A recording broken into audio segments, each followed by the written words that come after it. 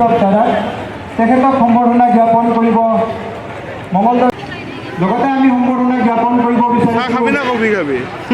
অসম তথা দৰঙৰ গৌৰৱ তথা বিশিষ্ট অভিনেতা কালি বোলে সংঘৰাজ আহিছিলে ইয়াতে খুব চাইছে বোলে প্ৰগ্ৰেম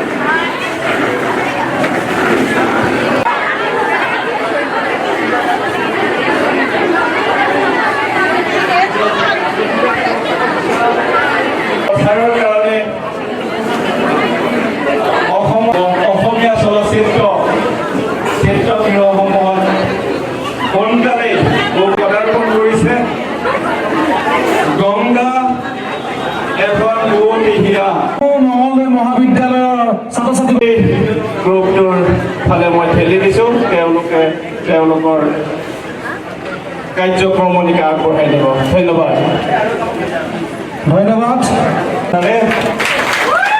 তেখেতলৈ ধন্যবাদ জনাইছোঁ গংগা সেন্সেশ্যন বুলিয়েই ক'লোঁ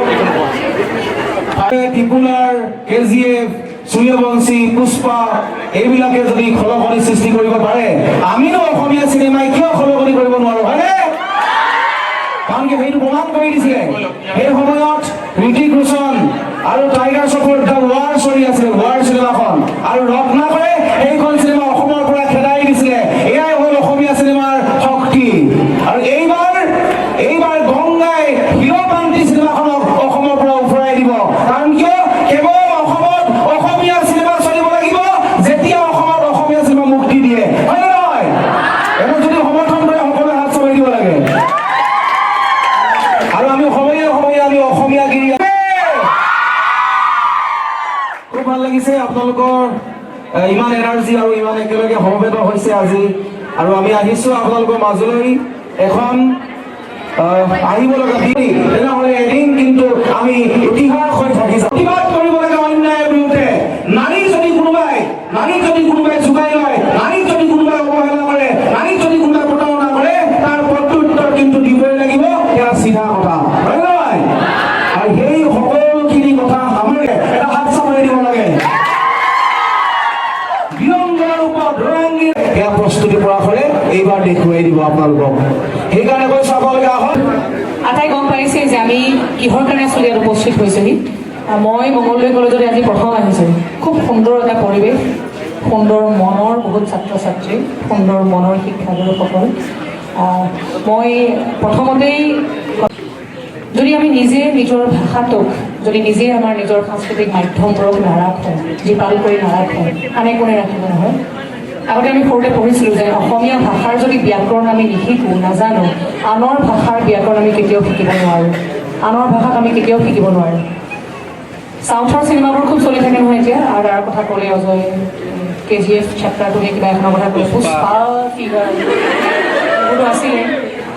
চাউথত কি হয় তেওঁলোক চাই যদি ভাল পায় আন 10জনক চাবলৈ অনুৰোধ জনাওক অসমীয়া চিনেমা তেনেকৈহে প্ৰচাৰ প্ৰসাৰ হ'ব কাৰণ মাজে মাজে আমি দেখি আহিছোঁ কোনোবা এটা সময়ত চিনেমা কেতিয়াবা খুব ভাল চলে কেতিয়াবা একেবাৰে নাইকিয়া হৈ যায় এইটোও হয় আমি ধৰ ছবিখন বনালেই নহ'ব ভাল হ'বওতো লাগিব কাৰণ ভাল যদি নহয় ছবিখন কিয় চাব দৰ্শক গংগা ছবিখনৰ প্ৰযোজক এটা দৃঢ়তা মনলৈ আনিছে তেওঁক কৈছে যদি ছবিখন আপোনালোকে চাবলৈ যায় বেয়া পায় টিকেটৰ পইচা ঘূৰাই দিব তাৰমানে ইমান দৃঢ় তেওঁ ছবিখন ভাল হৈছে ভাল হোৱাৰ আৰু এটা কাৰণ আছে এই কোভিডৰ সময়ত আমি আটাই ঘৰ বন্দী হৈ আছিলোঁ নহয় প্ৰায় এটা বছৰ স্কুল কলেজ নাই আমাৰ পঢ়া শুনা নাই বন্ধু বান্ধৱীক লগ নাপাওঁ শিক্ষাগুৰুসকলক লগ নাপাওঁ ওচৰ চুবুৰীয়াক আমি লগ নাপাওঁ বিহু পালন কৰিব পৰা নাই ঈদ পালন কৰিব পৰা নাই আমি সেইখিনি সময়ত প্ৰত্যেকৰে মনত এটা ভোক আছিলে যে কেতিয়া নৰ্মেল পৰিৱেশটো হওক কেতিয়া স্বাভাৱিক পৰিৱেশটো হওক আমি আকৌ স্কুল কলেজলৈ যাম এই মুকলি বতাহৰ তলত থাকিম মুকলি আকাশৰ তলত থাকিম সেউজীয়াৰে ভৰপূৰ অসমখনৰ বিচৰণ কৰি ফুৰিম তাই মানুহৰ মুখে মুখে প্ৰচাৰ হয় তাতকৈ ডাঙৰ প্ৰচাৰ একো নাই আমি যিমানেই আপোনালোকৰ ওচৰলৈ নাহোঁ কিয় মুখৰ প্ৰচাৰ ক'ব কিবা কিবি দুআষাৰ কথাও ক'ব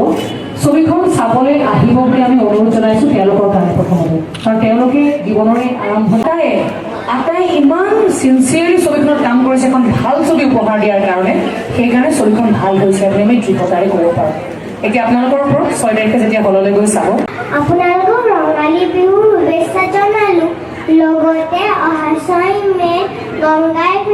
বহুদিনীয়া ফিল্মখন চিনেমা হলত ৰিলিজ হ'ব আপোনালোকে চাব আৰু কেনেকুৱা লাগিল আমাক জনাব ধন্যবাদ আৰু এটা মৰম লগা ডাইলগ চাওঁ নে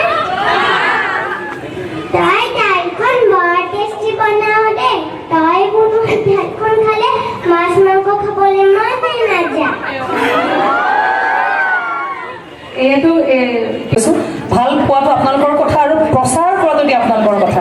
এতিয়া আহোঁ আমি সংলাপৰ ওচৰলৈ। সংলাপ সদায় অজয় প্ৰথমতে ক'লে যে নাৰী শক্তি সদায় সবল ৰূপত প্ৰতিষ্ঠা কৰিবলৈ চেষ্টা কৰি আহিছোঁ।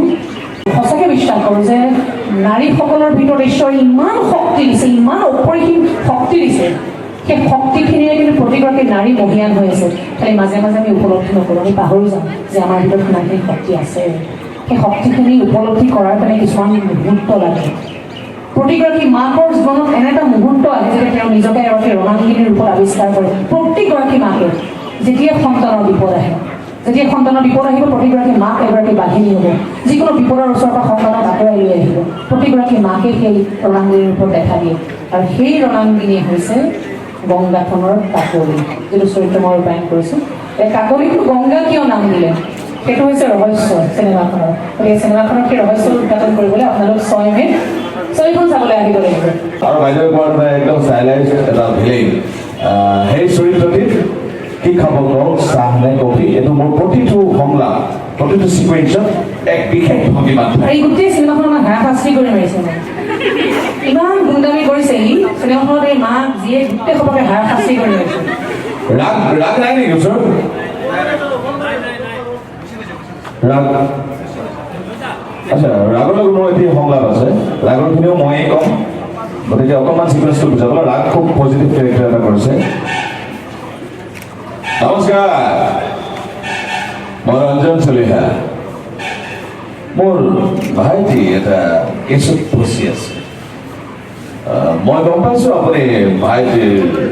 বিৰুদ্ধে কেছটোত ওকালতি কৰি আছে। মই বিচাৰোঁ আপুনি কিছু অকণমান লুজ কৰি দিয়ক, নহ'লেতো জানেই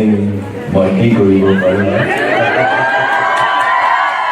তেতিয়া ৰাগে কয় ৰঙা চকু দেখুৱাই লাভ নাই, এনেকুৱা ৰঙা চকু মই হালধীয়া কৰি দিম। তেতিয়া মই কওঁ হালধীয়া, ই আকৌ কয়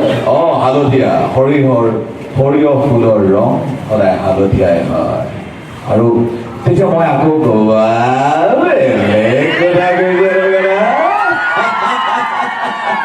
কি খাবি ক চাহ নে কফি? ইমান ভৰি কিয় মাৰো হা?